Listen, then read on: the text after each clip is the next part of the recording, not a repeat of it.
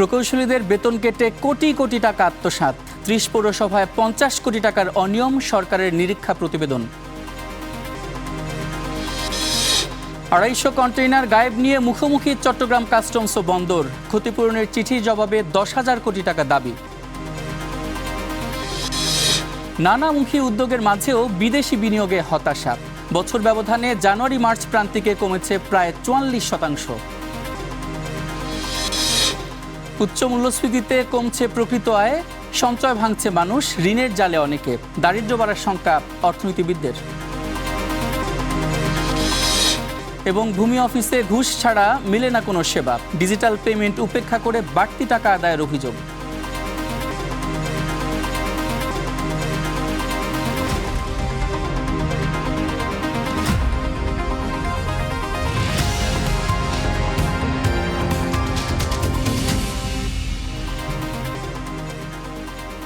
স্বাগত স্টার বিজ টুডে, সঙ্গে আছি সাদিক হাসান ইমন। এতক্ষণ শিরোনাম শুনছিলেন,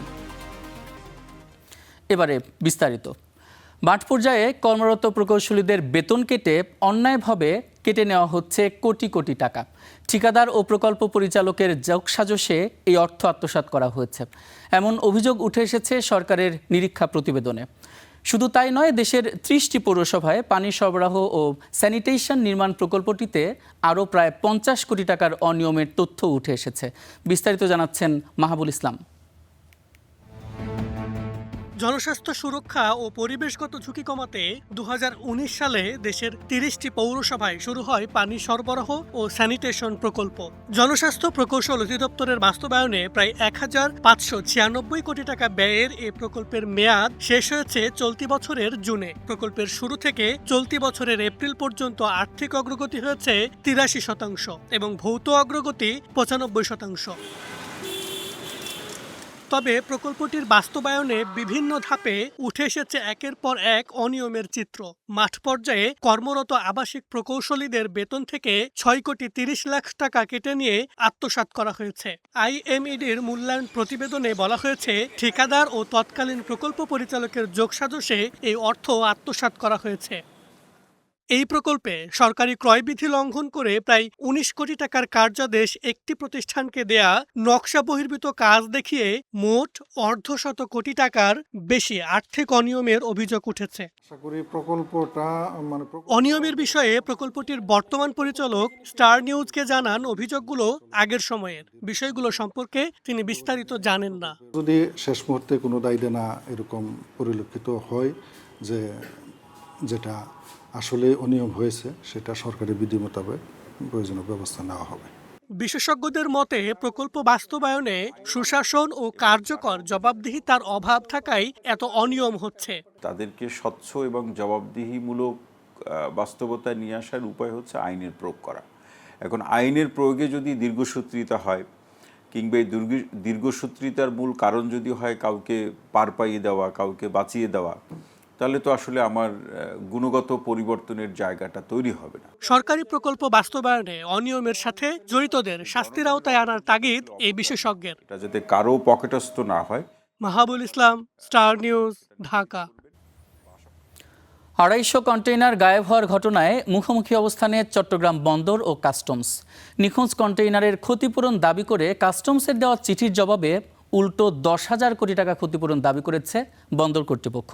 বহু বছর বিভিন্ন কন্টেইনার নিলাম না করায় বন্দরের এই ক্ষতি হয়েছে বলে দাবি করা হয়। সৈয়দ তামিম মাহমুদ রিপোর্ট করেছেন। চট্টগ্রাম বন্দর থেকে কাস্টমসের জব্দ করা ২৫০টি কন্টেইনার নিখোঁজের খবর সামনে আসতেই এই দুই রাষ্ট্রীয় প্রতিষ্ঠানের বিরোধ এখন তুঙ্গে। নিলাম হওয়া পণ্য গায়েব হওয়ার ঘটনার সূত্র ধরে বন্দর কর্তৃপক্ষের কাছে ১,৬০,০০,০০০ টাকার ক্ষতিপূরণ দাবি করে এই বছরের জানুয়ারির ২০ তারিখ চিঠি দেয় কাস্টমস কর্তৃপক্ষ। চিঠির পাল্টা জবাবে চলতি মাসের ২ তারিখ এনবিআর চেয়ারম্যানের কাছে পাঠানো এক চিঠিতে বন্দর দাবি করে, বছরের পর বছর নিলামযোগ্য কন্টেইনার ফেলে রেখে ইয়ার্ডের মূল্যবান জায়গা দখল করে রেখেছে কাস্টমস, যার ফলে গত ৩ দশকে বন্দরের পুঞ্জীভূত আর্থিক ক্ষতির পরিমাণ দাঁড়িয়েছে প্রায় ৮ থেকে ১০,০০০ কোটি টাকা। আমাদের ভিতরে প্রায় ৯,৫০০ টিউজ কন্টেনার অকশনেবল আছে, দীর্ঘদিন ধরে ১২-১৩ বছর ধরে পড়ে আছে। এবং আপনারা জানেন যে আমি আসার পর থেকে বহুত চেষ্টা করেছি যে এগুলো কত দ্রুত অকশন করে বের করে দেওয়া যায়। এনবিআর কাস্টম থেকে এখানে অনেক অফিসার দিয়ে এইগুলোর ইনভেন্টরি কমপ্লিট করেছে। এখন ইনভেন্টরি করার পরে বোঝা যাচ্ছে যে কোন জায়গায় কোন কার্গো আছে। এই কার্গোগুলো কিন্তু বাইরে আপনার ভালো ডিমান্ড আছে। শুধু তাই নয়, বন্দরের চিঠিতে বলা হয় গত 30 জুন পর্যন্ত চট্টগ্রাম বন্দরের শেডে নিলামের অপেক্ষায় পড়ে আছে 1,24,799 প্যাকেজ এলসিএল কার্গো এবং 6,792 প্যাকেজ বাল্ক কার্গো। এছাড়াও চট্টগ্রাম বন্দরের পি শেডে পড়ে আছে 775 প্যাকেজ রাসায়নিক ও বিপজ্জনক কার্গো, যার মধ্যে 125 প্যাকেজ দীর্ঘদিন ধরে নিলাম বা ধ্বংসের জন্য রয়েছে। এর বাইরেও অতি জরাজীর্ণ ও মারাত্মক ঝুঁকিপূর্ণ অবস্থায় ইয়ার্ডে রয়েছে 44 একক বিপজ্জনক কন্টেইনার, যা ঝুঁকি বাড়াচ্ছে বন্দরের। তবে কাস্টমস কর্তৃপক্ষ বলছে আইন অনুযায়ী সব কার্যক্রম চলমান আছে। যখনই কোনো ক্লাসিফিকেশন ভ্যালু বা অন্য কোনো ইস্যু নিয়ে যখনই কোনো প্রবলেমই হয়, তখন স্বাভাবিকভাবে শুল্ক আইনে প্রবলেম হয়, তখন এটা ড্যামারেজ হতে থাকে। তো বন্দর যেহেতু কাস্টোডিয়ান, স্বাভাবিকভাবে পণ্যটা সেখানেই থাকবে। তবে এক্ষেত্রে বন্দর এবং কাস্টমস দুটো সংস্থাই উদ্দেশ্য একই এবং অভিন্ন, দ্রুততমভাবে সেবা প্রদান করা।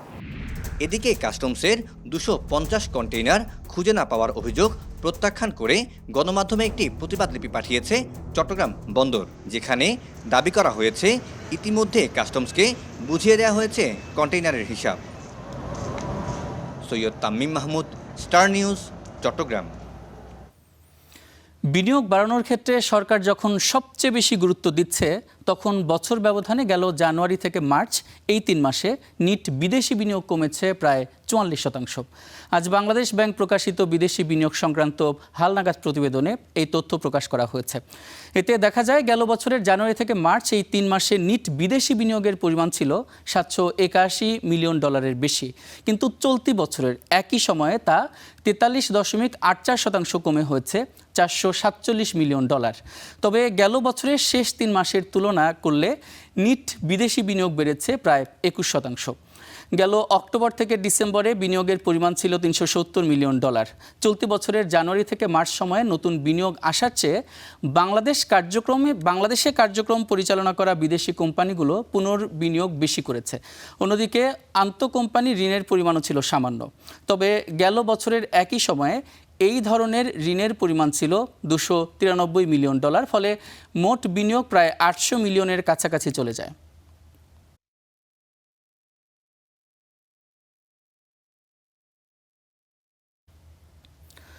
টানা উচ্চ মূল্যস্ফীতিতে কমছে মানুষের প্রকৃত আয়, যার সরাসরি প্রভাব ফেলছে দৈনন্দিন জীবনযাপনে। খরচের গতির আয়ের চেয়ে বেশি হয় অনেকে এখন সঞ্চয় ভেঙে কিংবা ধার দেনা করে চালাচ্ছেন সংসার। এতে দারিদ্র্য বাড়ার সংখ্যা তুলে ধরে অর্থনীতিবিদরা বলছেন, মূল্যস্ফীতি নিয়ন্ত্রণে সরকারকে জ্বালানির দাম নিয়ন্ত্রণ এবং বাজার সিন্ডিকেট ভাঙতে হবে। সংসার চালাইতে গিয়া মাস শেষে আমি দেখি যে আরো 15, 10, 12, 10 এরকম সবসময় ঋণের উপরেই আছি। ওই হতাশা শেষ করতে পারতাছি না। একমাত্র আল্লাহ পাকে জানে এর বিপরীত কি হতে পারে। কারওয়ান বাজারের ছোট ব্যবসায়ী আবু তাহেরের মতো আয়ের হিসেব আর বাজারের তালিকা, এই দুইয়ের দ্বন্দ্বে এখন দিশেহারা সাধারণ মানুষ। চলাটা অনেক কষ্ট, বর্তমানে যে আয় অনুযায়ী ব্যয় করাটা অনেক কষ্ট। বাসা ভাড়া দিয়া ফ্যামিলি লইয়া চলাটা অনেক কষ্ট। আমি মধ্যম শ্রেণীর একজন নাগরিক। আমার জীবন যদি কষ্টকর হয়, নিম্ন শ্রেণীর লোকগুলা কেমন আছে? আমার মনে হয় ওরা অনেক কষ্টে আছে। এটাই আমার ব্যক্তিগত দিক থেকে আমার অভিমত। পরিসংখ্যান ব্যুরোর সবশেষ তথ্য বলছে, দেশের টানা 3 মাস ধরে সাধারণ মূল্যস্ফীতি 9%-এর উপরে। জুনে কিছুটা কমলেও মে মাসে ছিল 16 মাসের মধ্যে সর্বোচ্চ 9.42%। মূল্যস্ফীতি 9%-এর ওপরে থাকলেও জুনে গড় মজুরি বেড়েছে 8.18%, অর্থাৎ মানুষের প্রকৃত আয় কমেছে। এ অবস্থায় স্বল্প আয়ের মানুষ অতিরিক্ত ব্যয় মেটাতে সঞ্চয় ভাঙছেন কিংবা ঋণ করছেন, যা তাদের দারিদ্র্য সীমার নিচে যাওয়ার শঙ্কা তৈরি করছে বলে মনে করেন অর্থনীতিবিদরা। দরিদ্র মানুষের সংখ্যা যদি বেড়ে যায়, তাহলে সেই ক্ষেত্রে তো আমাদের যে সোশ্যাল প্রোটেকশন প্রোগ্রাম, সেটা কভারেজটা বাড়তে ইতিমধ্যে বাড়ানো হয়েছে, কিন্তু এখনকার যে পরিস্থিতি সেটা বুঝে আসলে এটাকে নতুন করে সাজাতে হবে, অত প্রকারভোগী বাড়াতে হবে। সুতরাং সেই ক্ষেত্রে আসলে সরকারের ব্যয় বেড়ে যেতে পারে। মূল্যস্ফীতির চাপ মোকাবেলায় জ্বালানির দাম কমানোর উদ্যোগ হিসেবে সিন্ডিকেট নিয়ন্ত্রণ ও বাজার নজরদারি বাড়ানোর পরামর্শ তাদের।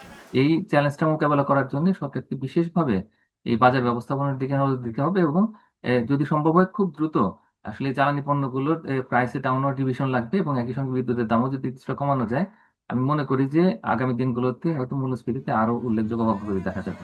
স্বল্প আয়ের জনগোষ্ঠীর জন্য টিসিবির ট্রাকসেলের মতো কার্যক্রমের আওতা বাড়ানোর সুপারিশ বিশেষজ্ঞদের। Fahim Yusuf, star news, Dhaka.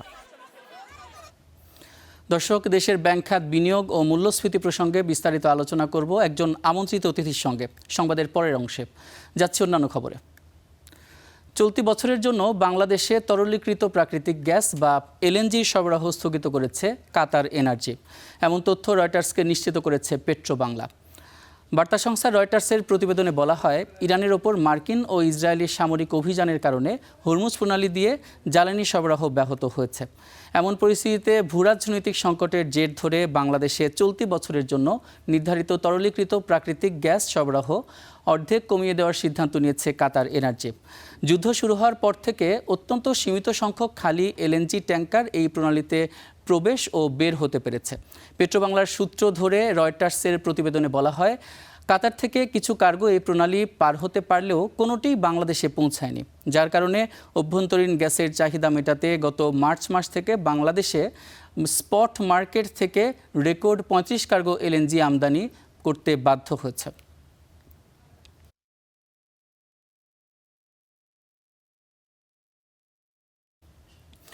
নিয়মিত বিল সহ সব ধরনের চার্জ দিয়েও বিদ্যুৎ নিয়ে ভোগান্তি কাটছে না গ্রাহকদের। দিনের দীর্ঘ সময় থাকছে না বিদ্যুৎ। এর মাঝে যোগ হয়েছে বাড়তি বিলের বোঝা। স্বাভাবিকের তুলনায় জুনে কয়েক গুণ বেশি খরচ গুনতে হয়েছে গ্রাহকদের। নিয়ম মেনে বিদ্যুৎ সংযোগ নেওয়া, নিয়মিত বিল দেয়া সহ সব বিধি মেনে চলার পরও বিদ্যুৎ নিয়ে ভোগান্তি কাটছে না গ্রাহকদের। দিনের দীর্ঘ সময় থাকছে না বিদ্যুৎ। শহরের তুলনায় গ্রাম অঞ্চলে এই ভোগান্তি সবচেয়ে বেশি। দিনে কারেন্ট থাকে না, মানুষ তো খুব অসুবিধা ভোগ করতেছে। এখন তো মনে করুন কারেন্টটা লাগু কইলে তো তারা গ্রাহ্য করে না। মাগরিবের আজানের পরপরই বিদ্যুৎ চলে যায়, আসে হইলো 10টা 12টার দিকে। এমন অবস্থায় গত মাসে বিদ্যুতের দাম বাড়িয়েছে সরকার। এতে সমাধান না হয়ে উল্টো বাড়তি বিলের বোঝা চেপেছে গ্রাহকদের ঘাড়ে। তাদের অভিযোগ, বিদ্যুতের ব্যবহার প্রায় আগের মতো থাকলেও বিল বেড়েছে দ্বিগুণ। কোথাও কোথাও 3 গুণ পর্যন্ত অতিরিক্ত খরচ গুনতে হচ্ছে গ্রাহকদের। একদিকে বিদ্যুৎ থাকে না, এই কারণে আমাদের প্রোডাকশন স্লো হয়ে যায়, সেক্ষেত্রে আবার বিদ্যুতের দাম বাড়ছে, এটা আমাদের তো কস্টিং বাড়তেছেই। এই বিগত দিনে যে বিলগুলো দিয়েছি তাতে আমার সর্বোচ্চ বিল আসতো 700, 800, 900 বা টোটাল 1000 টাকা, 1500-র বেশি বিল আসে নাই। কিন্তু এ মাসে আমি টোটাল 8000 টাকা রিচার্জ করেছি। অভিযোগ মানতে নারাজ বিদ্যুৎ অফিসের কর্মকর্তারা, দায় চাপাচ্ছেন গ্রাহকদের ওপর। বিদ্যুৎ বিল নিয়ে জনমনে কিছু প্রশ্ন এবং কিছু উদ্বেগ সৃষ্টি হয়েছে। বিদ্যুৎ বিভাগ বিষয়টি গুরুত্বের সঙ্গে পর্যবেক্ষণ করেছে। আজকে বিদ্যুৎ বিভাগ যে সংকটে নিমজ্জিত, এটি হচ্ছে ফ্যাসিস্ট সরকারের সময় ভুল নীতির কারণে, এবং সেটা আমরা ইনহেরিট করছি। মাত্র 4.5 মাসের একটি সরকার, আমরা এটা ইনহেরিট করছি। এদিকে বিদ্যুতের প্রিপেড মিটারের ভাড়া ও ডিমান্ড চার্জ নিয়ে সরকার দল ও মন্ত্রীর বক্তব্য নিয়ে গ্রাহকদের মাঝে তৈরি হয়েছে বিভ্রান্তি। অতিরিক্ত মাসিক চার্জ বাতিলের দাবি করা হলেও বাস্তব চিত্র ভিন্ন। 6 তারিখে টাকা তুলছি 800 টাকা, সেই জায়গাতে মিটার চার্জ কাটছে 40 টাকা এবং ডিমান্ড চার্জ কাটছে 42 টাকা এবং ভ্যাট কাটছে 38 টাকা। সরকারের তো ঘোষণা ছিল যে ডিমান্ড চার্জ বা ওই মিটারের ভ্যাট এগুলা বাতিল করবে বা করার কথা ছিল, কিন্তু এখনও সেটা করেনি। টাকা তুললে 150-200 টাকা হারা যাচ্ছে। দেশে বর্তমানে বিদ্যুতের গ্রাহক সংখ্যা প্রায় 4,99,00,000 লাখ। প্রতিদিন 16,000 থেকে 18,000 মেগাওয়াট চাহিদার বিপরীতে যোগান আছে 14,000 থেকে 15,000 মেগাওয়াট বিদ্যুৎ। সর্দার মোহাম্মদ আরিফ, স্টার নিউজ। সাবস্টেশনে আগুনে বিদ্যুৎহীন বরগুনার 67,000 গ্রাহক। এতে ব্যাহত হচ্ছে জীবনযাত্রা। ব্যবসা বাণিজ্যে নেমে এসেছে স্থবিরতা। যান্ত্রিক ত্রুটি মেরামতে কাজ করছেন সংশ্লিষ্টরা। সোমবার রাতে বিকট শব্দে বিস্ফোরণের পর আগুন। তারপর থেকে বিকল বরগুনা সদরের পল্লী বিদ্যুতের গ্রিড সাবস্টেশন। বিদ্যুৎহীন 10টি ইউনিয়নের প্রায় 67,000 গ্রাহক। বিদ্যুৎ না থাকায় ব্যাহত হচ্ছে জীবনযাত্রা। স্থবিরতা নেমে এসেছে ব্যবসা বাণিজ্যে। বিপাকে পড়েছেন অটোরিকশা চালকরা। চার্জ দিতে পারি না, ঘরে ফ্রিজ মিরিজ আছে, খাবার দাবার নষ্ট হয় এবং গাড়ি চালাইতে পারি না। আমাকে চার্জ একটুখানে নেইলে বাইরেছি, আমরা কি করে খাম হয়ে চিন্তা ভাবনা করতে পারতেছি না। আমরা বিদ্যুৎ না থাকলে ব্যবসা বাণিজ্যে আমাদের খুবই ক্ষতি হয়। আইসক্রিম বেশি, আমার অনেক টাকার আইসক্রিম সব গলে গেছে। ব্যাহত হাসপাতালে সেবাদান, জেনারেটরে চলছে কার্যক্রম, দ্রুত সমস্যা সমাধানের দাবি স্থানীয়দের।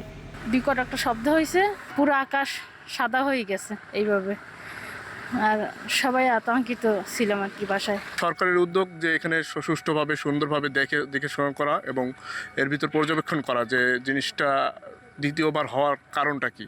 বিদ্যুৎ কর্তৃপক্ষ বলছে, আগুন লাগার পর থেকেই ক্ষতিগ্রস্ত যন্ত্রাংশ মেরামতে কাজ চলছে। দুর্ঘটনার কারণ জানতে চলছে তদন্ত।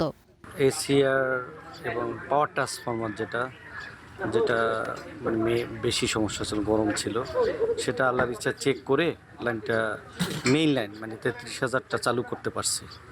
এখন 11 কেবি যেটা 11 কেবি সাইডটা সেটা আসছে, এখন উঠাইলে ইনশাল্লাহ আমরা সন্ধ্যার আগ নাগাদ এক এক করে আর কি লাইন দেব।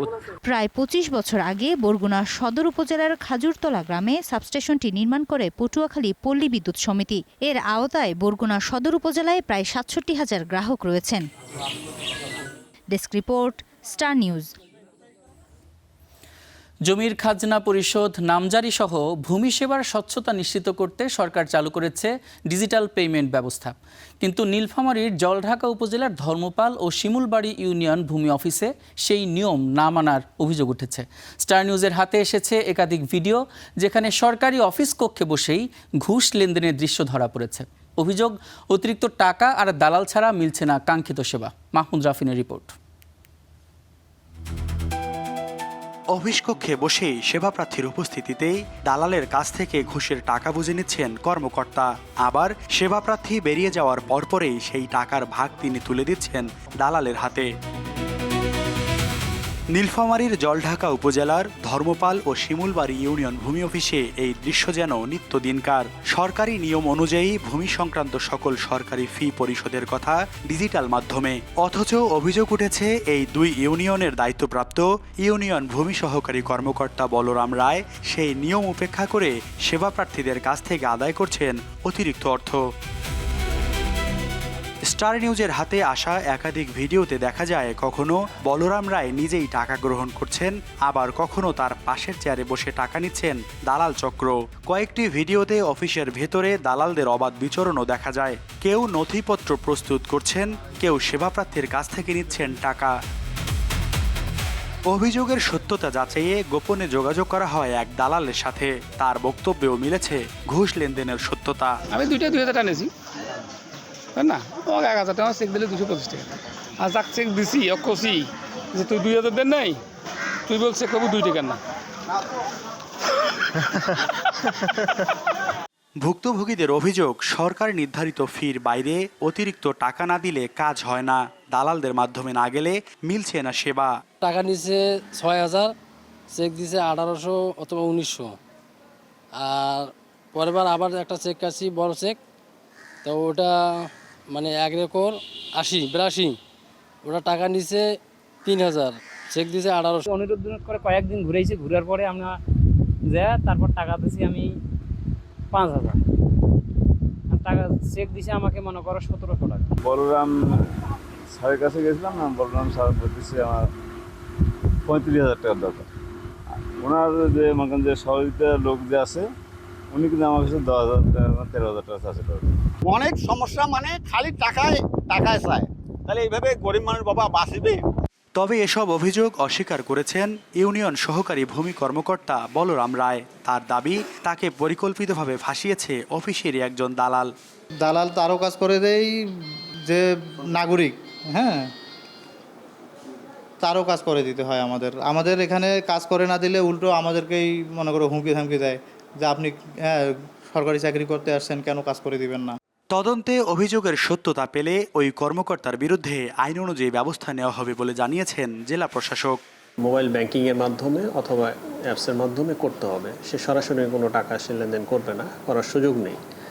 যে ঘটনাগুলো বললেন, যে ভিডিওর কথা বললেন, আমি দেখব, আপনারা আমাকে একটু প্রোভাইড করবেন, আমি যাচাই করে দেখব, যদি তার সত্যতা পাওয়া যায় অবশ্যই সে পানিশমেন্টের আওতায় চলে আসবে। ভিডিও ধারণকারী ব্যক্তিকে বিভিন্নভাবে হুমকি দেওয়ার অভিযোগেরও অস্বীকার করেছেন বলরাম রায়। মাহমুদ রাফিন, স্টার নিউজ, নীলফামারী। দর্শক, দেশের ব্যাংক খাত, বিনিয়োগ এবং মূল্যস্ফীতি বিষয়ে বিস্তারিত আলোচনা করব বিরতির পর। আজ আমাদের সঙ্গে থাকবেন ঢাকা বিশ্ববিদ্যালয়ের ব্যাংকিং অ্যান্ড ইন্স্যুরেন্স বিভাগের চেয়ারপারসন ডক্টর শহীদুল ইসলাম জাহিদ। দর্শক, দেশের ব্যাংক খাত, বিনিয়োগ এবং মূল্যস্ফীতি বিষয়ে বিস্তারিত আলোচনার জন্য আমাদের সঙ্গে আছেন ঢাকা বিশ্ববিদ্যালয়ের ব্যাংকিং অ্যান্ড ইন্স্যুরেন্স বিভাগের চেয়ারপারসন ডক্টর শহীদুল ইসলাম জাহিদ। সরাসরি চলে যাব তার কাছে। শহীদুল ইসলাম জাহিদ, স্টার বিজ টুডেতে আপনাকে স্বাগত। Thank you. আমরা দীর্ঘদিন যাবৎ দেখছি ব্যাংক খাতের নানা ধরনের বিশৃঙ্খলা দেখছি, যদি বলি অস্থিতিশীল হয়ে আছে। তাহলে ব্যাংক খাতের স্থিতিশীলতা ফেরাতে আসলে কি কি প্রতিবন্ধকতা রয়েছে এবং এই প্রতিবন্ধকতাগুলো কিভাবে দূর করা যেতে পারে? আপনাকে ধন্যবাদ জানাই। ব্যাংকিং খাত খুবই অর্থনীতির জন্য গুরুত্বপূর্ণ একটি সেক্টর। এই বিষয়ে আপনি নিউজ কভার করার জন্য। দেখুন, একদিনে কিন্তু আসলে ব্যাংকিং খাতের এই দুর্দশার সৃষ্টি হয়নি। তো সুতরাং খুবই নিকট ভবিষ্যতে অথবা খুব তাড়াহুড়ো করে এই সংকটের সমাধান হবে, এটাও কিন্তু প্রত্যাশা করাটা আসলে খুব বেশি আশাবাদী একটা প্রত্যাশা। এই ভূমিকা বা বর্তমান যে অবস্থা, এই অবস্থানটা কিন্তু আসলে সৃষ্টি হয়েছে কবে, সেটা কিন্তু আমরা সঠিক নিশানা পাই না, হদিস পাই না। আমরা হদিসটা পেয়েছি মূলত হচ্ছে যে যখন অন্তর্বর্তীকালীন সরকার দায়িত্ব নিলেন এবং তারপরে বিভিন্ন ব্যাংকের পরিচালনা পর্ষদ পুনর্গঠন করে দেওয়া হলো। সেই সমস্ত পরিচালনা পর্ষদ গিয়ে ওই সমস্ত দুর্দশাগ্রস্ত ব্যাংকে যখন অডিট করলেন, রিঅডিট করলেন, রেগুলেটরি অথরিটি থেকে তথা বাংলাদেশ ব্যাংক থেকে তাদের লোকবলের মাধ্যমে কিন্তু অডিট হলো, ইন্টারন্যাশনাল সংস্থা এখানে এনগেজড হলো, তারাও অডিট করলেন এবং তারপরে মূলত হচ্ছে থলের বিড়াল চলে আসলো। আপনি জেনে অবাক হবেন, কোনো একটা ব্যাংকের কথা আমি উদাহরণস্বরূপ বলছি, যে ব্যাংকের এই অন্তর্বর্তীকালীন সরকার দায়িত্বভার গ্রহণের আগে ওই ব্যাংকের নন পারফর্মিং লোন দেখানো হয়েছিল 4% নিচে। কিন্তু যখন এই সমস্ত অডিট প্রক্রিয়ার মধ্য দিয়ে গেল, এই ব্যাংকটার নন পারফর্মিং লোন এর পরিসংখ্যান এসে দাঁড়ালো 96% বা তার চেয়েও বেশি। তাহলে আপনি চিন্তা করেন যে 4কে হয়তো 40 বা 40কে 4 বানিয়ে রেখেছে, তাই না। কিন্তু এখানে যেটা প্রায় 96% খেলাপি ঋণ, তাহলে সেই খেলাপি ঋণকে তথ্যের ঘাটতি দেখিয়ে অ্যাসিমেট্রিক ইনফরমেশন যেটাকে আমরা বলি, বলে সে অপব্যবহার করে, এটা এক ধরনের একটা ক্রাইম করে জনগণের চোখে ধুলো দিয়ে কিন্তু হচ্ছে আমাদের সামনে যেটা উপস্থাপন করা হয়েছিল ব্যাংকিং ব্যবসার চিত্র, যেটা এটা কোনোভাবেই প্রকৃত চিত্র ছিল না।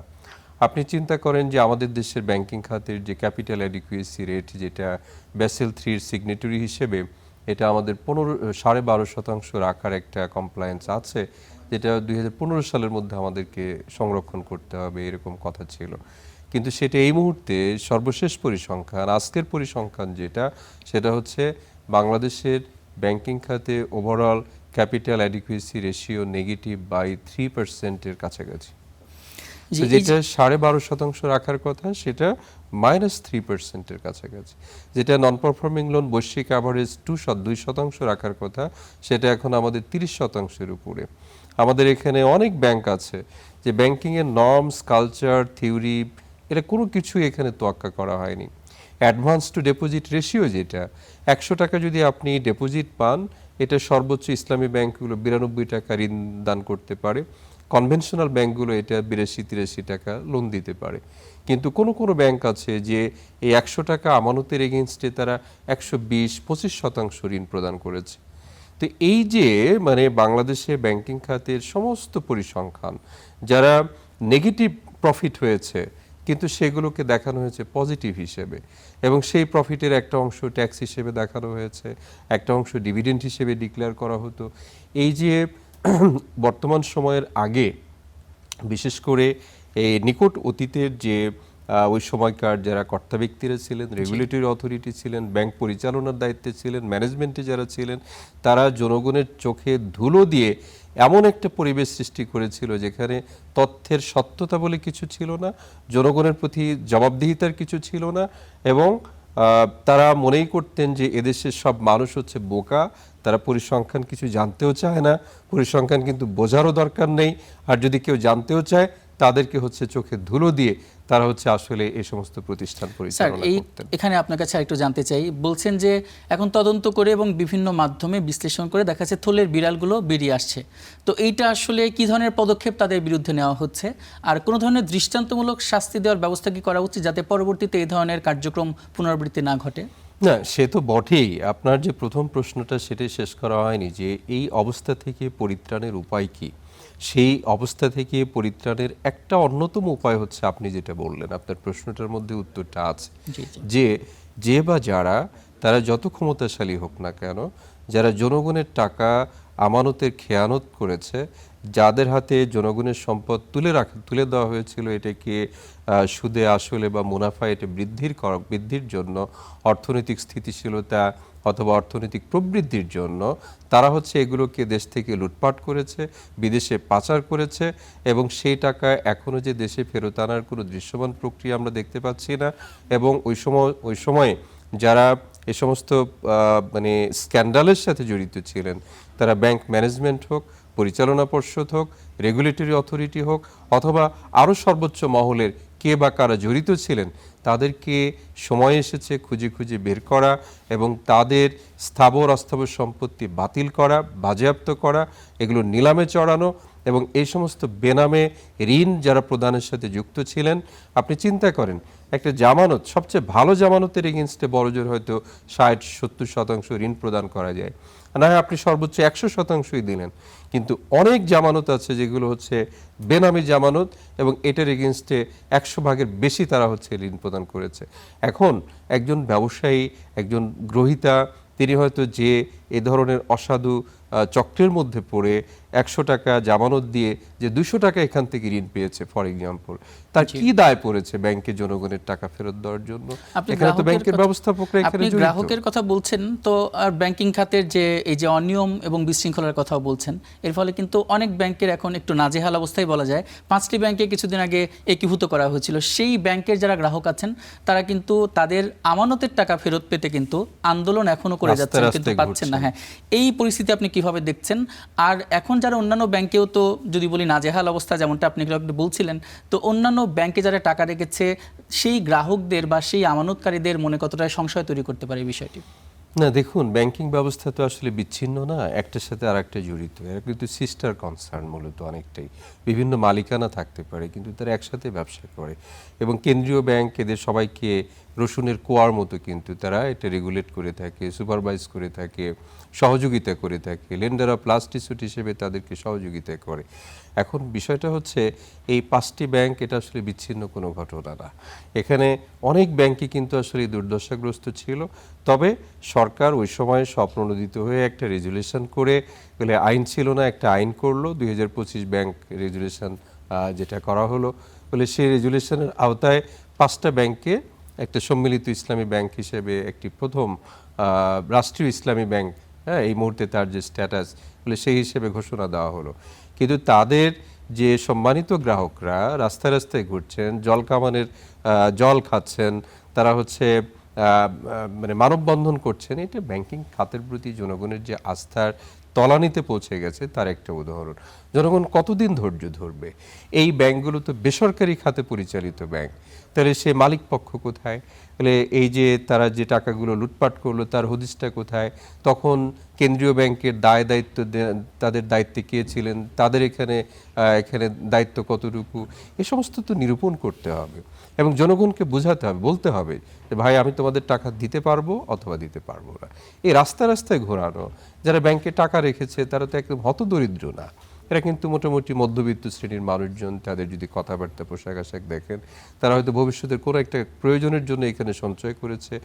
আর এই আমানতের টাকা এটা মানে সামষ্টিকভাবে আমরা ফেরত দিতে ব্যর্থ হচ্ছি, এটা কিন্তু আসলে জনগণের প্রতি একটা সুশাসিত সমাজের যে একটা বৈশিষ্ট্য, সেটা কিন্তু বড় ধরনের একটা বড় খেলা, ভোগান্তি আরও বাড়িয়ে দিচ্ছে।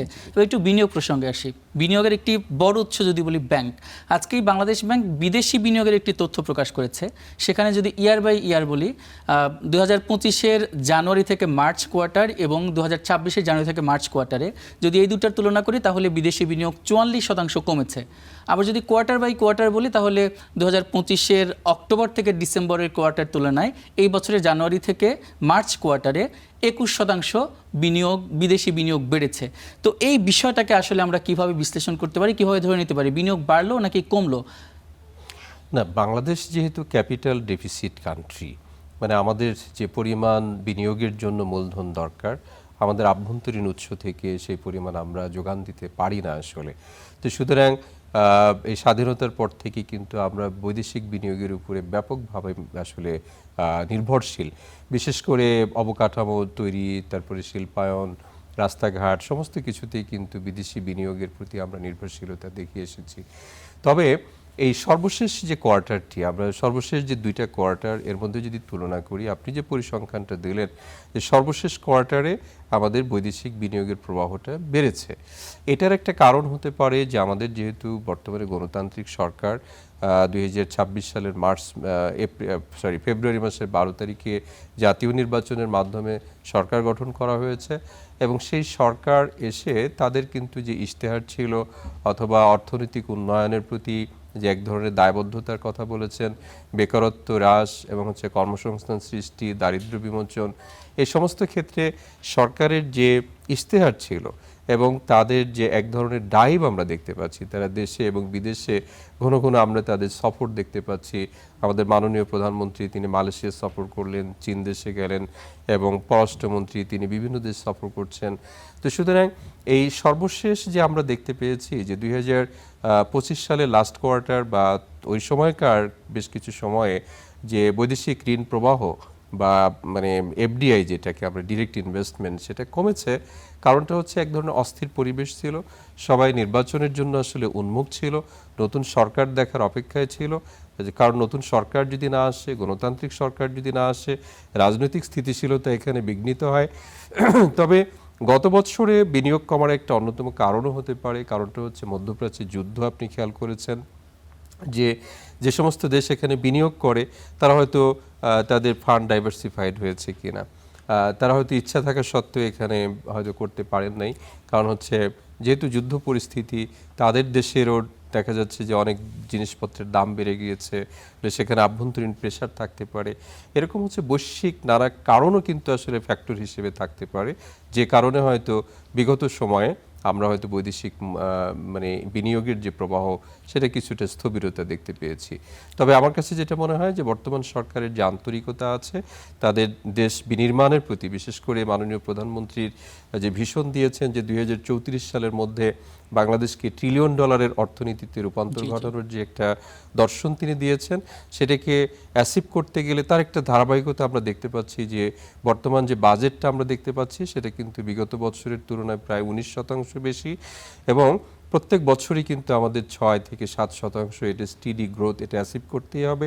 এবং এটা যদি আমরা অ্যাচিভ করতে চাই তাহলে দেশি এবং বিদেশি বিনিয়োগ দুইটারই কিন্তু আসলে প্রয়োজন আছে। ডক্টর জাহিদ, আপনি একটু আগে মূল্যস্ফীতির কথা বলছিলেন। সরকার আসলে বিনিয়োগ বাড়িয়ে কর্মসংস্থান বৃদ্ধি করতে চায়, যার ফলে আয় বেড়ে যায় এবং মূল্যস্ফীতিটা কিছুটা অ্যাডজাস্ট হয়। এই একটা প্রসেসে তিনি করার চেষ্টা করছেন। কিন্তু যদি বলি গত 3 মাস যাবৎ এই মূল্যস্ফীতি 9% ওপরেই রয়েছে এবং বাংলাদেশ ব্যাংক সম্প্রতি যে মুদ্রানীতি ঘোষণা করেছে সেটি উচ্চ সুদহার বহাল রেখেছে। এর ফলে মূল্যস্ফীতি আসলে কতটুকু কমবে বলে মনে করছেন এবং জনগণের আয়ের সাথে মূল্যস্ফীতি যে সামঞ্জস্য সরকার রাখার ঘোষণা দিয়েছেন, চেষ্টা করছেন, সেটা আসলে কতটুকু রক্ষা পাবে? না, এখানে আমি কিছুটা আসলে দোদুল্যমানতা আছে আমার মধ্যে। কারণটা হচ্ছে আমাদের সর্বশেষ ঘোষিত জাতীয় বাজেটে মূল্যস্ফীতির কথা এটা টার্গেট রাখা হয়েছে 7.5%।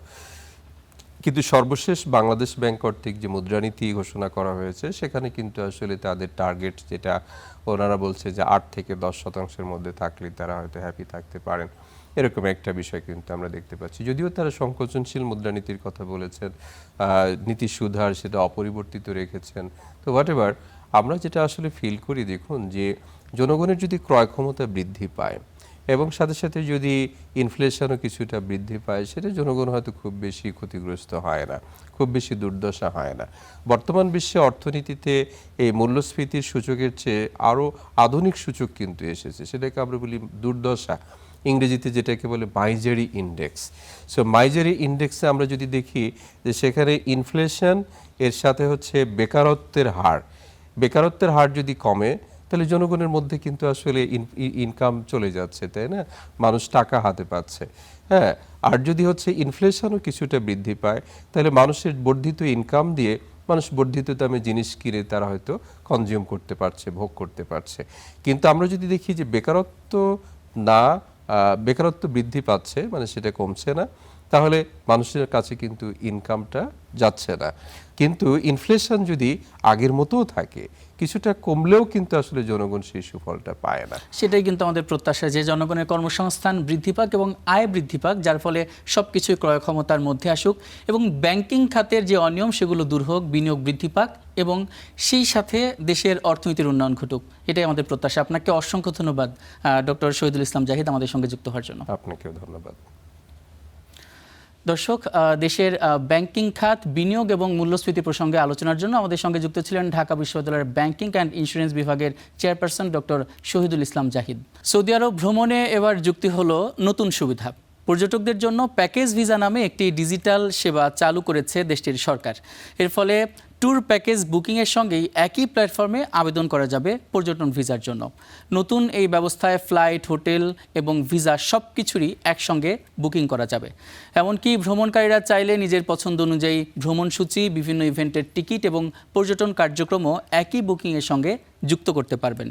এতে সময় যেমন বাঁচবে, তেমনই কমবে আলাদা আলাদা প্রক্রিয়ার ঝামেলাও। প্রাথমিকভাবে বাংলাদেশ সহ কয়েকটি নির্বাচিত দেশের অনুমোদিত ট্রাভেল ও ট্যুর অপারেটরদের মাধ্যমে এই সেবা চালু করা হয়েছে। পর্যায়ক্রমে আরও কয়েকটি দেশকে এর আওতায় আনার পরিকল্পনা রয়েছে। বিশ্বজুড়ে পর্যটকদের আকৃষ্ট করতে গত কয়েক বছরে ধারাবাহিকভাবে নানা উদ্যোগ নিয়েছে সৌদি আরব। ইতোমধ্যে দেশটি ই ভিসা, ভিসা অন অ্যারাইভাল এবং স্টপ ওভাল ট্রানজিট ভিসার সুবিধাও চালু করেছে। দেশের বাজারে 22 ক্যারেটের 1 ভরি স্বর্ণ বিক্রি হচ্ছে 2,25,290 টাকায়, আর 21 ক্যারেটের প্রতি ভরির দাম 2,15,142 টাকা। 18 ক্যারেট 1,84,757 টাকা ও সনাতন পদ্ধতির 1 ভরি স্বর্ণের দাম 1,50,932 টাকা। গত সোমবার স্বর্ণের নতুন দাম সমন্বয় করেছে বাংলাদেশ জুয়েলার্স সমিতি বাজুস, আর আন্তর্জাতিক বাজারে স্বর্ণ বিক্রি হচ্ছে $4,130 ওপরে। বিশ্ববাজারে 1 ব্যারেল অপরিশোধিত তেল বিক্রি হচ্ছে $72। যুক্তরাষ্ট্রের মানদণ্ড ওয়েস্ট টেক্সাস ইন্টারমিডিয়েট বিক্রি হচ্ছে ব্যারেল প্রতি $69। হরমুজ প্রণালী দিয়ে জ্বালানিবাহী জাহাজ চলাচলের আগের তুলনায় বাড়ায় বিশ্ববাজারে তেলের দাম স্থিতিশীল রয়েছে। এর মধ্যে জ্বালানির উত্তোলন আগস্ট থেকে দৈনিক 1,88,000 ব্যারেল বাড়ানোর সিদ্ধান্ত নিয়েছে ওপেক প্লাস, যার প্রভাব পড়েছে বাজারে। ইরানে ইসরায়েল আর যুক্তরাষ্ট্রের যৌথ আগ্রাসন শুরুর আগে 1 ব্যারেল জ্বালানি তেলের দাম ছিল ব্যারেল প্রতি $72। সংঘাত শুরুর পর যা উঠেছিল সর্বোচ্চ $126।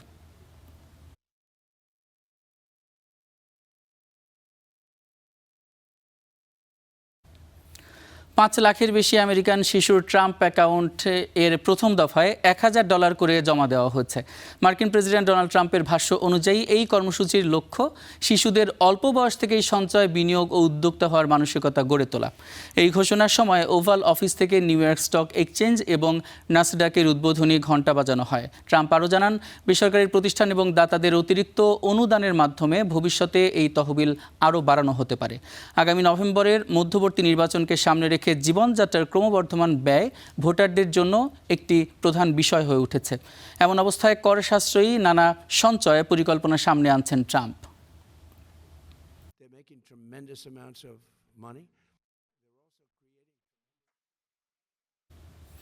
কৃত্রিম বুদ্ধিমত্তা বা এআই এর উত্থান এবং প্রযুক্তি প্রতিষ্ঠানগুলোর শেয়ারের দাম বেড়ে বিশ্বে বিলিয়নিয়ারের সংখ্যা নতুন রেকর্ড গড়েছে। চলতি বছর নতুন করে কোটিপতির সংখ্যা বেড়ে মোট বিলিয়নিয়ারের সংখ্যা এখন 3,500 ছুঁই। অন্যদিকে প্রতিনিয়ত বাড়ছে ধনী গরিবের সম্পদের ব্যবধান।